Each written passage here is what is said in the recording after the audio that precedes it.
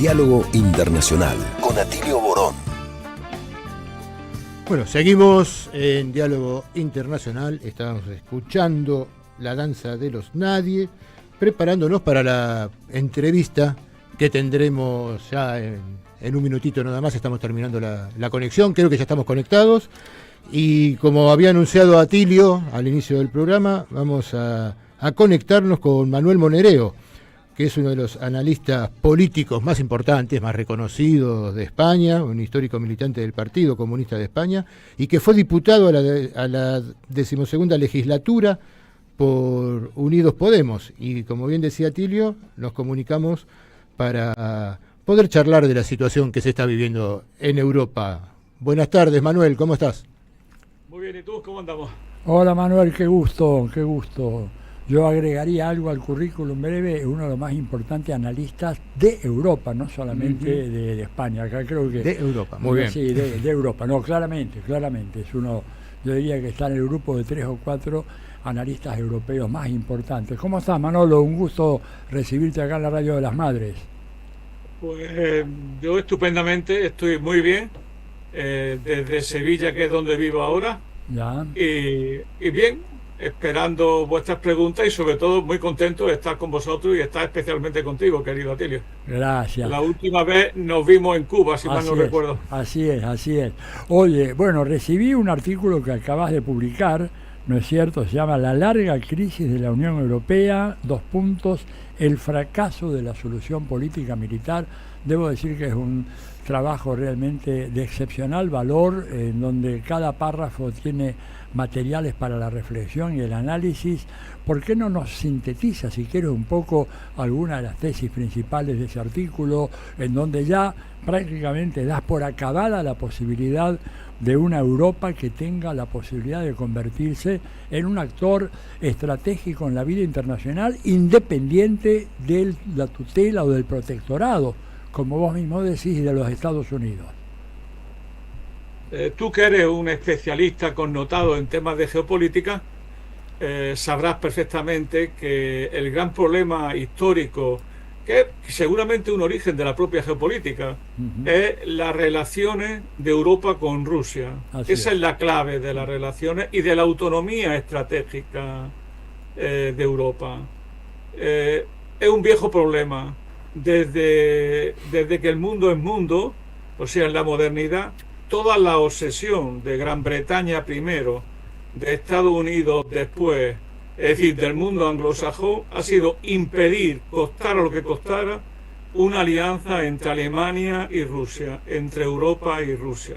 Esa es una política tradicional que se ha seguido desde la hegemonía británica y que ha sido una constante histórica. Brzezinski, uno de sus grandes libros, justamente está dedicado justamente a ponerle a esta música, ponerle letra y ser capaz de, desde ahí, de enhebrar un discurso que era terrible. Por primera vez una potencia no euroasiática domina Eurasia, es decir, Estados Unidos. Entonces, este es el gran problema de la autonomía estratégica de Europa. ¿Y qué es lo que ha ocurrido? El tipo de Europa que se ha ido construyendo, dirigida en lo fundamental por la OTAN, es un tipo de Europa subalterna a Estados Unidos y parte de su estrategia imperial global. Hasta el punto de que hoy, en este momento, aparece la Unión Europea como el ala más belicista de la OTAN, superior a Estados Unidos, y algo así como el que está marcando por la derecha, por así decirlo, a Donald Trump. En el fondo, el conflicto de Ucrania le había venido muy bien a la Unión Europea para superar una crisis interna que viene anidando desde mucho tiempo atrás, desde la crisis de 2008, y que de alguna manera estaba llevando al estancamiento político y a la desintegración de la Unión Europea. Y como suele ocurrir en estos casos, lo que se ha buscado es un enemigo externo, un enemigo que había sido duramente descalificado y criminalizado durante años, para, en torno a ese enemigo, buscar una nueva unidad de la Unión Europea en el plano de la militarización de las relaciones sociales de la política internacional. Eso que era parte fundamental de la alianza entre la Unión Europea y Biden se ha roto. Eso ha entrado en una crisis con Donald Trump. Y Donald Trump, como en aquella historia, pues ha demostrado pues que el rey estaba desnudo y que Europa, más allá de su supuesta bonomía, de su supuesta cara buena del imperio, pues en el fondo tiene un compromiso bélico fundamental con Estados Unidos y ahora se encuentra a contrapié, con el paso cambiado, y no es capaz de reaccionar positivamente a las posibilidades de paz que hay en Europa, sino más bien todo lo contrario. Lo que quiere es más guerra, porque de eso depende en gran medida el futuro de la Unión Europea y el futuro de la OTAN, de la NATO. Claro, ahora ahí lo que un poco me impresionó en tu trabajo era que tú lo que decías, a ver si te interpreté yo correctamente, de que el proyecto de la Unión Europea finalmente resultó ser un proyecto fallido, y creo que tú tienes alguna hipótesis. Algo salió mal, decís, ¿no es cierto?, en uno de los párrafos iniciales, y que lo que salió mal es que, bueno, pues que las sanciones en contra de Rusia y toda esta ofensiva en contra de Rusia tuvieron un efecto paradojal, siendo que Rusia, a pesar de tantas sanciones, recordemos que son más de 19.000, pese a ello es la economía que está creciendo por encima, y bastante por encima del promedio de las economías europeas, mientras que estas se hunden en la recesión y se quedan además sin la energía barata y abundante que tradicionalmente venía de Rusia. ¿Me equivoco si digo eso como síntesis? No, no te equivocas, acierta. La élite europea son una élite muy específica, ¿no? Han odiado profundamente a la URSS, la odiaron muy seriamente, tuvieron miedo, y luego reaccionaron muy positivamente con Yeltsin y con la disolución de la URSS. Y lo que les quedó fue un enorme desprecio por Rusia, ¿no? Rusia sería el atraso, el atavismo histórico, la desintegración, el Bosca, la derecha, al fin y al cabo, incapaz, ¿no? El gobierno del oligarca. Y ese desprecio a Rusia no ha sido muy conveniente para los intereses de las propias élites. ¿Y en qué se han equivocado? En que subvaloraron, subestimaron el proceso de reconstrucción de Rusia que ha venido y que vino de la mano de Putin. Y esa reconstrucción que se ha hecho en gran parte sobre lo que quedaba de la antigua Unión Soviética, sobre la estructura económica, las estructuras políticas, educacionales, universitarias de la vieja Unión Soviética, eso se ha ido recuperando, recomponiendo en un largo proceso que ha durado casi 25 años. Cuando Rusia decide poner fin a este sistemático acoso, a ese mecanismo siempre perfecto de ir aislándola o de pretender aislarla de Europa, cuando eso se ha ido poniendo en claro, ha ido apareciendo que Rusia era mucho más fuerte de lo que se esperaba y que obviamente Rusia tenía una infraestructura social, política, tecnológica y militar de grandes proporciones. Las sanciones lo que han hecho, y hay una frase de Putin en esto muy interesante que dice que había que agradecérselas las sanciones, porque han puesto en pie la Rusia que de alguna manera estaba eludida, que quedaba en un segundo plano, la Rusia tecnológica, la Rusia que tiene un gran componente tecnológico, civil y militar, la Rusia agrícola. Rusia es el mayor productor de trigo del mundo, cuando hace apenas unos años importaba precisamente de Ucrania, y que ahora se está metiendo nada más y nada menos en que producir aviones, en este caso de pasajeros de grandes dimensiones, producto made in Rusia. Es decir, está intentando ser cada vez más autónoma, y las sanciones le han hecho cada vez más autosuficiente en rublos fundamentales. Y a su vez ha profundizado la alianza con el sur del mundo y específicamente con China. Si a eso le añade que en el frente militar, en el frente bélico, donde se anudan el complejo militar tecnológico e industrial de Rusia, están ganando la partida, nos encontramos con que las cosas no salieron como pensaban y que el enemigo, entre comillas, ruso era mucho más potente de lo que ellos piensan. Por ejemplo, la presidenta de la Comisión Europea hace apenas 2 años decía que prácticamente Rusia estaba derrotada, que no tenía tecnología, que iba a perder la guerra, y ahora está llamando a un plan de rearme de 800.000 millones de euros para impedir que Rusia invada. Pero si Rusia no era un país en decadencia, su ejército estaba mal compuesto y sin moral, ¿cómo es posible que hoy sea una amenaza, no? Ni antes eran tan malos ni ahora son tan buenos, simplemente que es una cuestión política, y la élite europea, en alianza con Biden y la élite norteamericana, se han equivocado de enemigo y se han equivocado de apuesta. ¿Qué ocurre?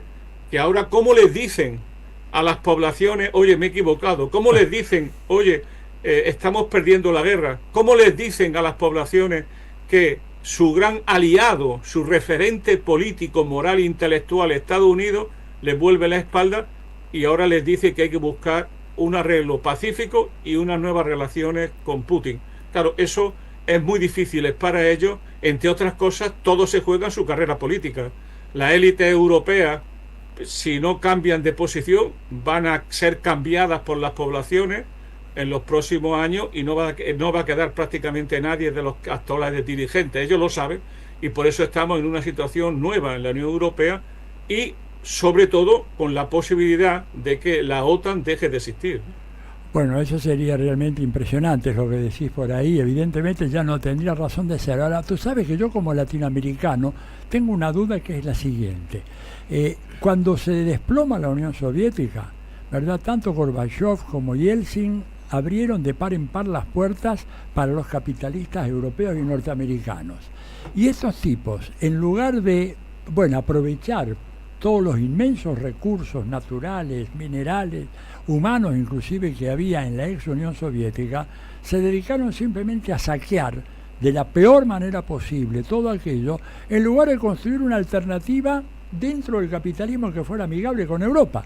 Crearon a su propio enemigo, pero producto de una miopía política y de un racismo, porque yo no me olvido nunca, ¿no es cierto?, lo que Weber dijo en su famosa tesis doctoral, aquello de que los alemanes del Oriente salían a cazar polacos y eslavos porque los consideraran seres inferiores y los podían convertir en siervos de las grandes extensiones de la Rusia al este del río de Elba. Estoy citando casi textualmente lo que decía Weber, ¿no? Pero ese reflejo de racismo brutal los ha llevado, digamos, a esta situación en donde Rusia se ha convertido en un enemigo poderosísimo y estos tipos perdieron una oportunidad de oro. ¿Cómo lo ves? Pues lo veo como tú, pero no perdieron una oportunidad de oro.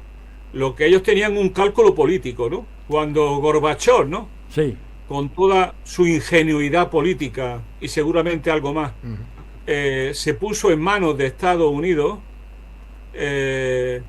y aceptó los buenos consejos que le dieron Estados Unidos y sus asesores. No entendió que el problema para Estados Unidos y para el mundo anglosajón en general y para la élite europea, pero sobre todo para el mundo anglosajón, el problema real no era que Rusia fuera socialista, sino que Rusia existiera como tal está. Ese es el gran problema de la política. Cuidado, porque Putin es heredero de Gorbachev. Putin es heredero de esa élite que confió en Occidente y que fue engañada, triturada, liquidada por Occidente. Entonces, lo de Putin es, como gran parte de la élite actual gobernante, son gente decepcionada de Occidente por la traición de Occidente a su ingenua confianza en él. Eso yo creo que es la clave de bóveda de lo que ha estado ocurriendo y de lo que ocurre ahora mismo. ¿Y cuál es el problema?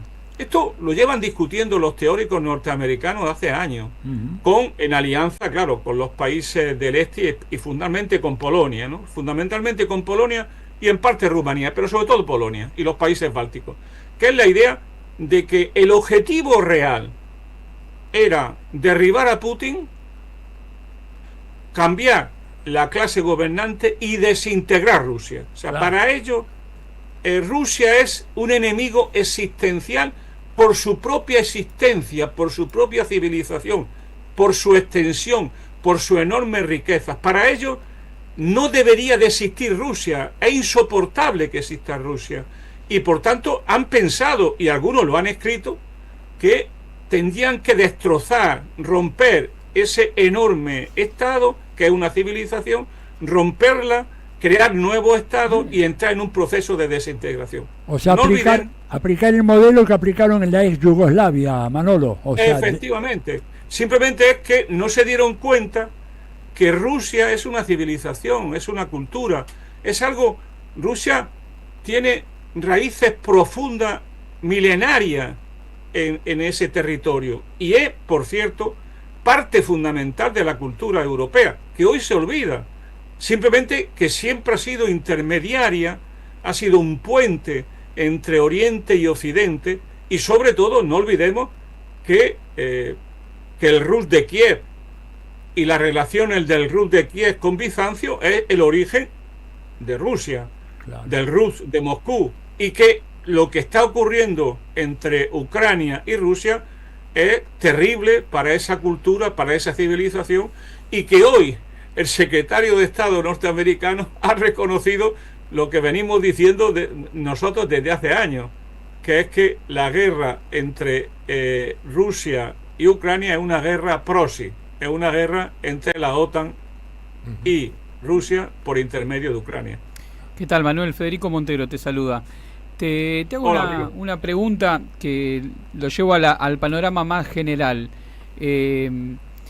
Obviamente, considerando todo lo que vos has explicado respecto de la situación de Europa con Rusia, creo que queda claro en términos políticos lo que esto significa, la bancarrota del proyecto europeo en términos históricos. Ahora, desde la perspectiva de Estados Unidos, el acuerdo que se busca con Putin, obviamente a expensas de la perspectiva estratégica europea, ¿podría significar el cierre del ciclo histórico que se abrió con el acuerdo entre Nixon y los chinos en los 70, que dio origen a todo el desarrollo, por un lado, apalancado del socialismo chino, pero por otro lado, el desarrollo de la llamada globalización o la mundialización por parte de Estados Unidos, en un giro que ahora Estados Unidos ve que China desarrolla un nivel de contradicción que se lo vuelve insoportable y busca entonces revertir los términos de aquel acuerdo en los 70, porque recordemos que aquel acuerdo entre los 70 era acordar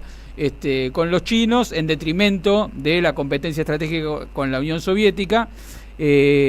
¿Podría asimilarse esa jugada a la que ahora está haciendo Trump en relación con Rusia? Y en ese caso, ¿qué alternativa podría jugar Europa y Rusia para evitar caer en una trampa del imperialismo?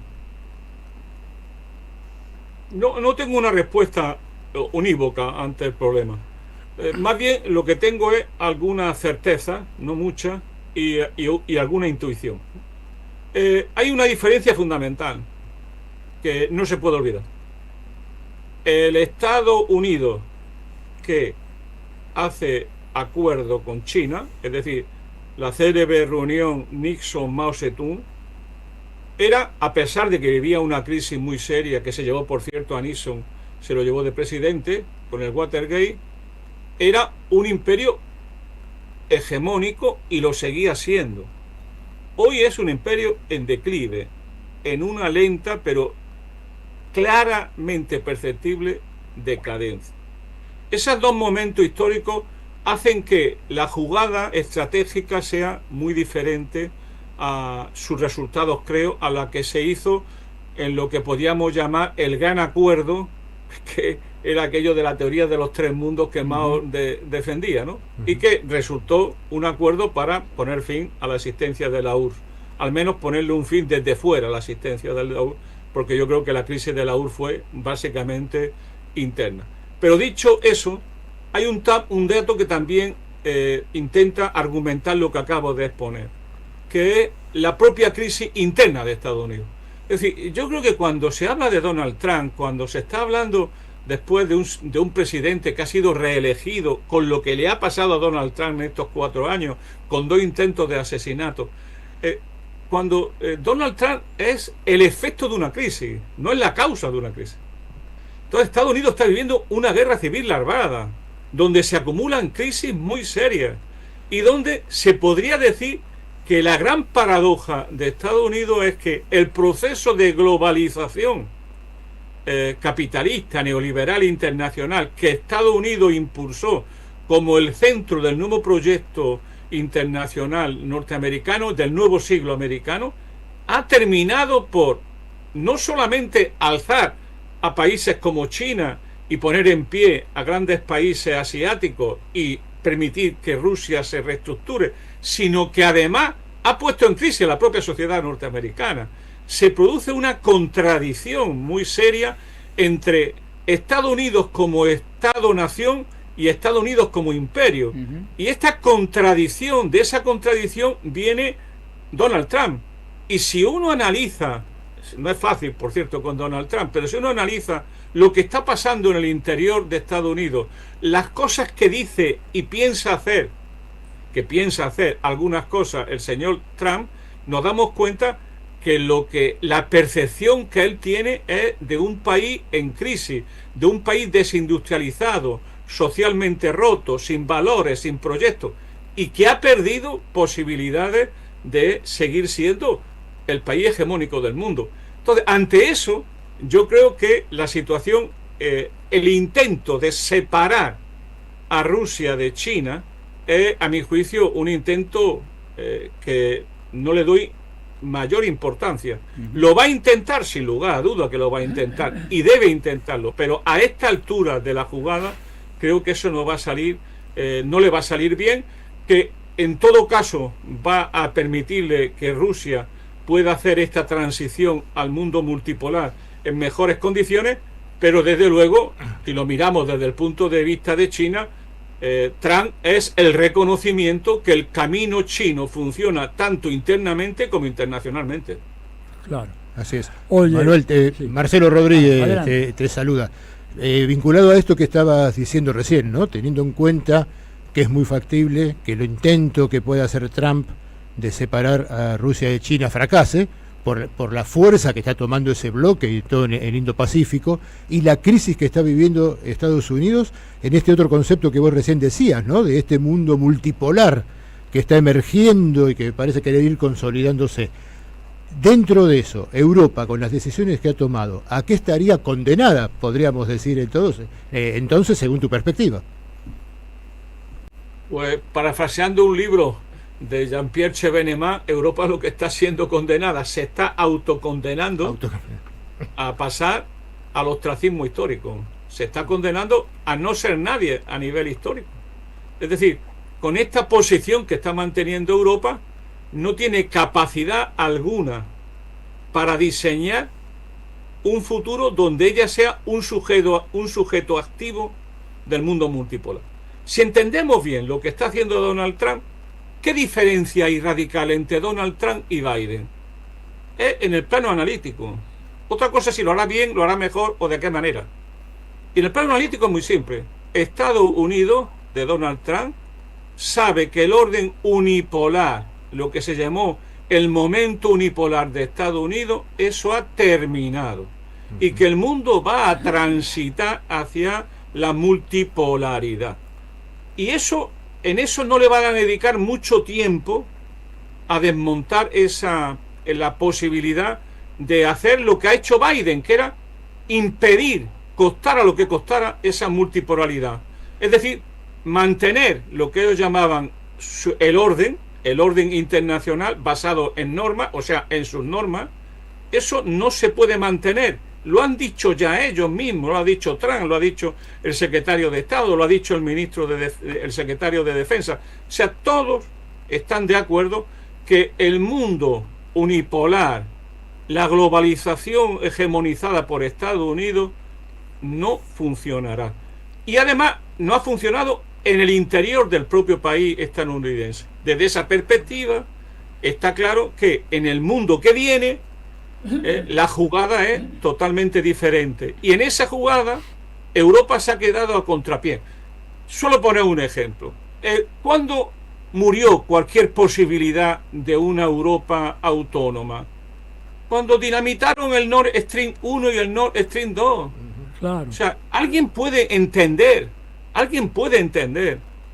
que el gobierno alemán, que había invertido enormes cantidades de dinero, que estaba teniendo petróleo y gas barato y además prácticamente ilimitado de la vieja Rusia, ¿cómo ha podido aceptar que amigos próximos, aliados como Estados Unidos, estén detrás de la dinamitación de la voladura del Nord Stream 1 y del Nord Stream 2? ¡Qué increíble que esto se acepte, que no se hagan investigaciones! Todos sabemos que Estados Unidos está detrás de esa terrible acción, que es una acción de guerra contra Europa y contra Alemania. No ha pasado nada, se ha aceptado como algo inevitable. Por cierto, que ha puesto en crisis duraderamente al modelo productivo alemán, y que está viendo cómo decenas de empresas, por el precio, entre otras cosas, de la energía, están trasladándose de Alemania a Estados Unidos. Ante eso, ¿qué papel juega Europa? Pues prácticamente en este momento está tan amarrada a Estados Unidos que lo único que queda es ser más estadounidense que los propios estadounidenses y seguir añorando a un Biden que no volverá, y tener que vérselas con un señor que no es fácil, como el señor Donald Trump, pero que no es solamente Donald Trump, es el reconocimiento que el occidente colectivo en estos años se ha equivocado de política, que su estrategia ha fracasado, y que la señal de ese fracaso es Donald Trump. Donald Trump no es el fracaso, es la señal, el efecto de un fracaso de una política que ha llevado a Estados Unidos a una guerra civil armada, cuyo representante más claro es Donald Trump. Bien, bueno, Manolo, la verdad muchas gracias por estas palabras, la verdad que nos sirven de mucho para entender un poco este papel tan indigno que han jugado los gobiernos europeos, ¿verdad? Vos lo marcás muy bien ahí al aceptar la voladura de los gasoductos, el oleoducto Nord Stream 1 y 2, así que seguiremos de cerca todos estos acontecimientos que por supuesto nos preocupan mucho a nosotros, y en cualquier momento volveremos a requerir tu presencia para que nos ilustres sobre esta compleja realidad europea, que además, como vos mismo decís, este fracaso del proyecto europeo ha hecho que los partidos conservadores se hicieran partidos de extrema derecha, al mismo tiempo que la vieja socialdemocracia europea prácticamente se ha evaporado sin dejar rastros. Te mandamos un gran abrazo, Manolo, y a disfrutar de esa ciudad mágica en la que vives, que se llama Sevilla. Pues que os paséis muy bien, hasta la próxima y siempre disponible. Muchas Adiós. gracias, Manuel, un abrazo. Adiós. Hablábamos con Manuel Monereo desde España sobre la situación europea. Diálogo Internacional con Atilio Borón. Identidad y protagonistas.